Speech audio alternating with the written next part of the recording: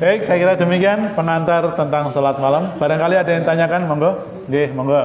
Bu, sana dulu, Bu. Ibu dulu ya, monggo. Waalaikumsalam warahmatullahi wabarakatuh. Iya. Iya. Bagaimana kalau ada orang yang membiasakan setiap habis sholat isya langsung sholat id? Iya. Apakah itu baik daripada Iya. langsung sholat tarawih malam di Ya. Kalau menurut beberapa hadis, ya kan menurut beberapa hadis ya, sholat malam yang paling baik itu adalah sholat malamnya Nabi Daud. Nah, ya, walaupun itu boleh gitu ya. Tapi kalau ada yang lebih baik, kenapa tidak? Maka seharusnya kita mengambil waktu yang lebih baik, yaitu apa? Sepertiga malam yang terakhir. Jadi sholat malam itu adalah sholat yang tidak sempurna kalau tidak diakhiri dengan witir. Tadi kan kayak gitu. Nah, berarti witir itu sholat malam. Gitu. Jadi misalnya jangan sholat 1 rakaat saja, itu namanya sholat malam. Cuma mengambil 1 rakaat sebagai akhir sholat. Loh. Saya ulang lagi, disebut sholat malam karena diakhiri dengan witir.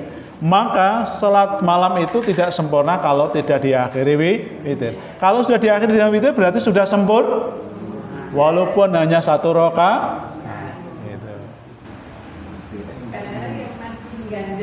Nah.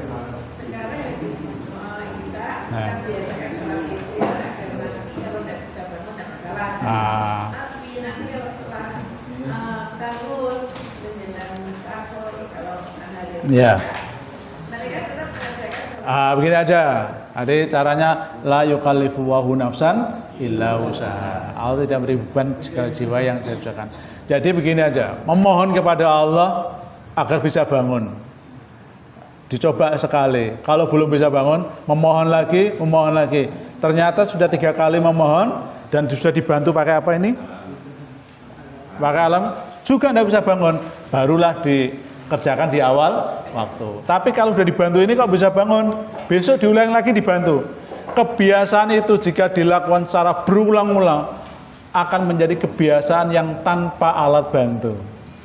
Ya, kayak jangan ngaji gini ya. Biasa ngaji jam 4 tiap hari Ahad. Orang ngaji, eling enggak? Ini waktu nih ngaji gitu. Nah, gitu ya. Maksudnya gini sholat witir itu ada beberapa pendapat itu sudah penutup malam, sudah sempurna, sudah disampaikan. Nah itu ada sebagian orang mengerjakannya itu setelah sholat mungkin ya rakaat 2 atau sunnah atau langsung dia witir ya kan.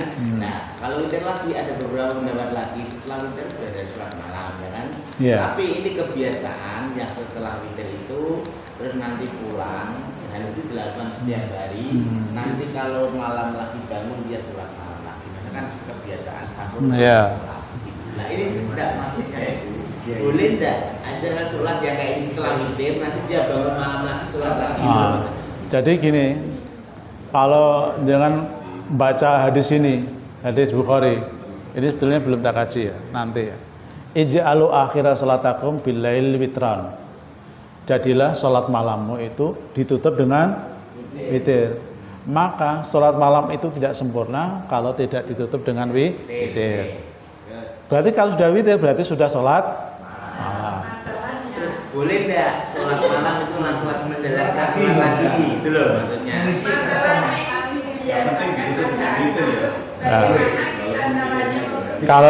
Kalau jawabannya kan berarti kan tidak perlu sholat malam lagi.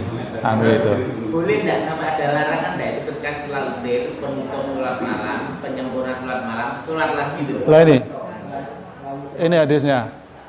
La witrani fi laila. Tidak ada salat malam lagi setelah ditutup salat malam. Ayo. Memang belum saya kaji. Jangan mengatakan boleh enggak. Ini ada hadisnya. La itu berarti apa? Jangan. Nah, sudah. Nanti kalau sudah witir, ya sudah. Nah, kalau mau salat lagi apa? Bisa salat tahur, bisa salat hajat, bisa salat tahiyatul masjid, bisa sholat sunnah mutlak, tapi tidak ditutup dengan witir. Karena sholat malam itu apabila sudah witir, maka sempurnalah sholat malam itu. Walaupun 1 rakaat. Jadi misal bangun lagi jam 3, atau jam 2.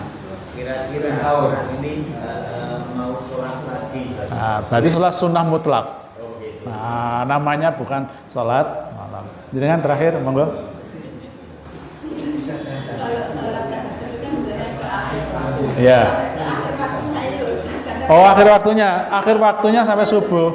Sampai subuh. Nah. Tahajud sudah selesai, witirnya belum tapi ada suara adzan.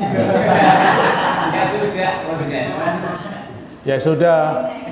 Apa?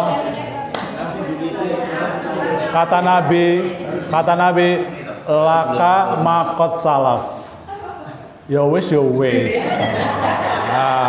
Laka makot salaf. Ya wis. Aja tiba. Ya gitu saja jawabannya. Oke, monggo terakhir. Tadi sempat disinggung sholat hajat. Iya. Padahal yang kita sering baca referensi khususnya di Muhammadiyah itu enggan tidak dilakukan sholat hajat. Nah ini bagaimana kok ada? Oh nanti kita bahas nanti terkait dengan sholat hajat. Ya. Karena ada hadis secara umum, ya.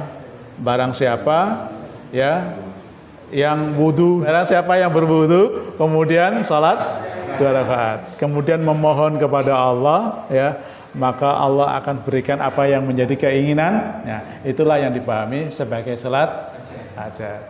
Jadi diniatkan untuk memohon. Sholat mutlak. Iya, boleh jadi yang pahami sebagai salat sunnah mutlak. Nah, boleh jadi sebagai istilah salat hajat. Karena ada yang memahami niatnya juga niat sholat hajat. Nah, karena hadis inilah lalu dipahami sebagai sholat. Barang siapa yang berwudu lalu sholat 2 rakaat, kemudian memohon kepada Allah, maka Allah akan mengabulkan apa saja yang menjadi keinginannya. Walaupun sebagian itu mengatakan itu sholat tohur, tapi karena tadi loh, Allah akan mengabulkan apa yang menjadi keinginannya. Berarti itu apa? Keinginan itu namanya apa? Berarti sholatnya namanya apa? Nah, begitu. Halo. Ya, maksud saya itu kan akhirnya timbul niat ya orang atau sholat hajat. Nah, akhirnya niatnya sholat hajat. Tidak masalah sebetulnya. Jadi itu istilah ya. Istilah yang bentar. Kalau jangan mau tahu dalilnya, bentar ya. Enggak. Tadi kan saya sudah menyampaikan dalilnya. Nah, untuk memastikan dalil itu saya bukakan. Karena memang kajian kita kan tidak ke sana. Jadi kliknya begitu tadi ya.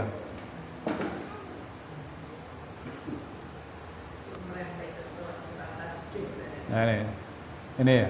Saya bukakan. Ini ada semua loh. Saya sudah buatkan. Saya buatkan. Oh, takhir hadis saja nanti ya. Nah.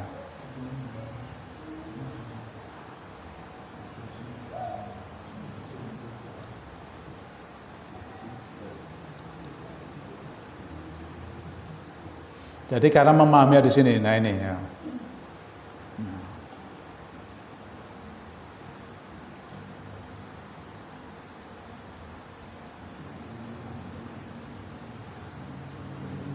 Bentar.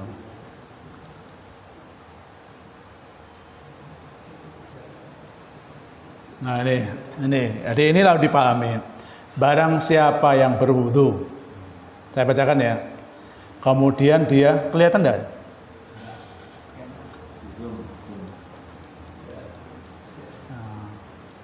Kelihatan ya?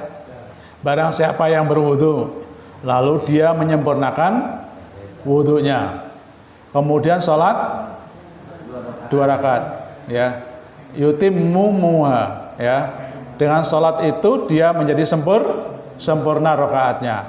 A'tawahu ma sa'ala. Allah akan memberikan apa yang dia minta, muajilan atau muakhiran, lambat atau cepat. Nah itu, jadi hadisnya umum sekali. Dari hadis inilah kata-kata ini loh, ya, masalah ini, ya, apa yang dia minta. Nah, jangan minta sesuatu berarti punya apa? Nah, gitu. Cara berpikirnya hanya gitu. Ya. Tapi kalau nama sendiri spesifik untuk sholat hajat.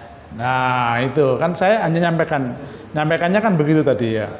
Barang siapa yang berwudu kemudian menyempurnakan wudunya, lalu sholat 2 rakaat. Maka apa kata Allah? Allah akan memberikan apa saja yang dia minta. Sebagian memahami hadis ini adalah sholat tohur, sholat setelah bersuci. Tapi sebagian memahami ini adalah sholat hajat karena ada kata-kata masalah. Sesuatu yang memohon itu sudah disiapkan sejak awal atau tiba-tiba?